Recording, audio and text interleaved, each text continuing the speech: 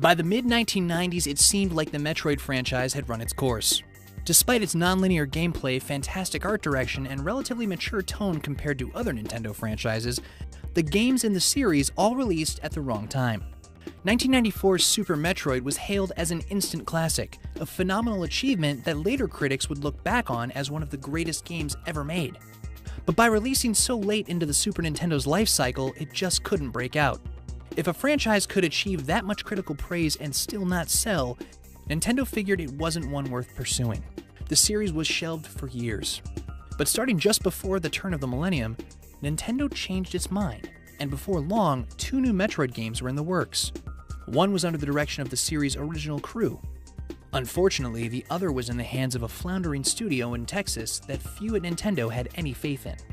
The games seemed destined for disaster. But every once in a while, a miracle occurs, and a game that should be a dud comes out as solid gold.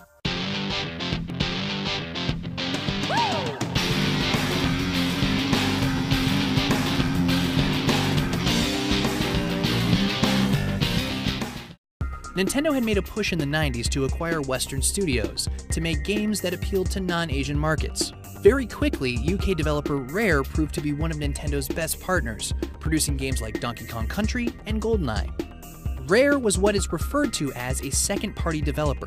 While still technically independent, Nintendo owned a 49% stake in them, so Rare was only making games for them.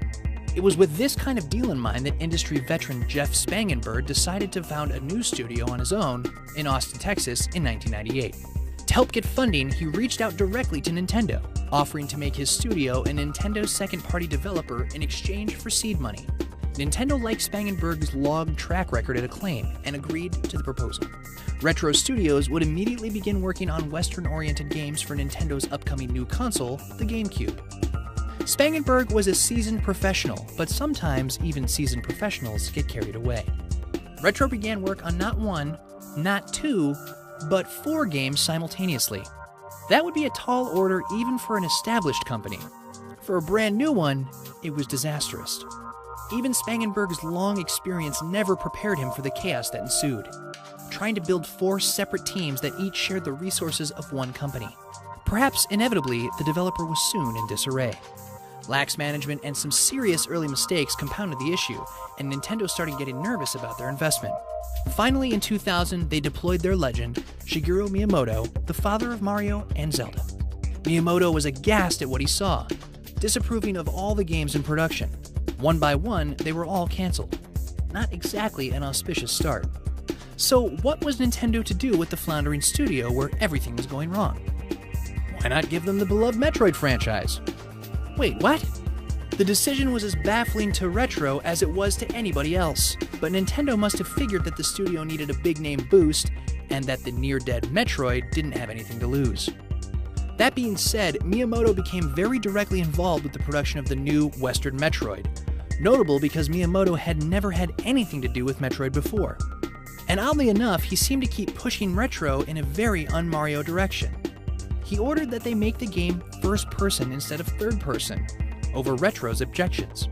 Now, the father of platforming was ordering a Metroid shooter. The question was, could the 2D gameplay of Metroid translate into 3D? But after all the other projects had been cancelled and much of Retro's staff had been laid off, at least now the studio could work in relative peace, right? Well, as it turned out, Spangenberg would be kicked out by Nintendo, with the Big N buying out all of his shares and becoming sole owner of the company in May 2002. Retro was now a first-party developer with a new head honcho. And then he would be shown the door not long after. Staff morale was minimal at best. Much of this was heavily publicized in the press, and fans of Metroid couldn't be more disappointed.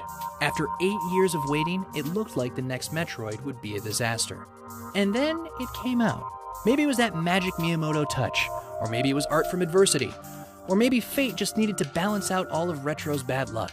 Whatever it was, one of the worst development cycles in history produced one of the highest rated games in history. 2002's Metroid Prime was a stunning success, a landmark title that flawlessly combined FPS gameplay mechanics with the non-linear exploration of Metroid's past, while brilliantly showcasing the power of the GameCube and bedazzling its audiences with stellar artwork. The world Samus found herself on was absolutely huge, and as it should be, it was all one map that could only be fully discovered if the player searched for the right power-ups. A new addition to the franchise were brain-twisting puzzles that were perfectly placed to mix up the combat. It somehow felt just like the terrific 2D games of old, while still making full use of 3D gameplay and graphics. It maintained that sense of isolation that the series had become known for, as Samus had only herself to depend on. She never encountered a friendly face, ever, and it all worked flawlessly.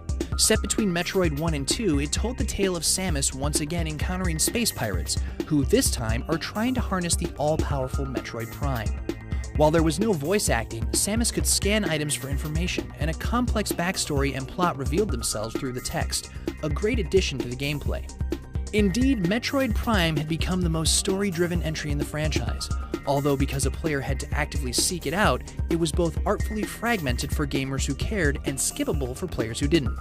In 100 other details, from the varied environments to the way Samus's visor would mist, Metroid Prime was a monolithic masterpiece hewn from a solid block of excellence. All from the studio that had failed its first 4 projects in a row. Astounding. In the meantime, back in Japan, the original team behind the series had made their own sequel, Metroid Fusion, for the Game Boy Advance.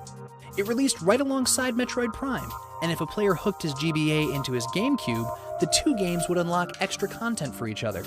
Under the direction of Yoshio Sakamoto, it was both a more linear and less solitary game, since Samus would continually receive orders from an AI character.